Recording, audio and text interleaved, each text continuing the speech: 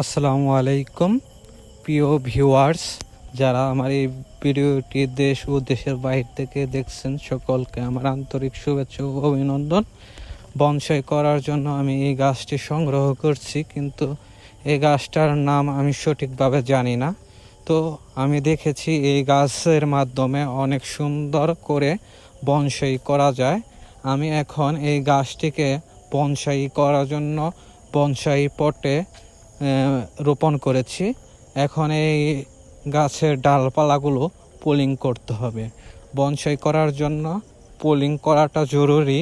সময় মতো পোলিং না করে দিলে গাছের সাইজ এবং গাছ বনসাই আকার ধারণ করতে পারবে না। তাই বনসাই করার জন্য সময় মতো পোলিং করা প্রয়োজন। তো গাইস, যদি ভিডিওটি ভালো লাগে লাইক কমেন্ট শেয়ার করবেন, আর বনসাই প্রেমীদের জন্য রইল শুভকামনা এবং আমার জন্য দোয়া করবেন, আমি যেন বনসাই সংগ্রহ ও সংরক্ষণ ভালোভাবে করতে পারি। সকলকেই আন্তরিক অভিনন্দন ও ধন্যবাদ। সবাই ভালো থাকবেন, সুস্থ থাকবেন। আবার দেখা হবে আরেক ভিডিওতে।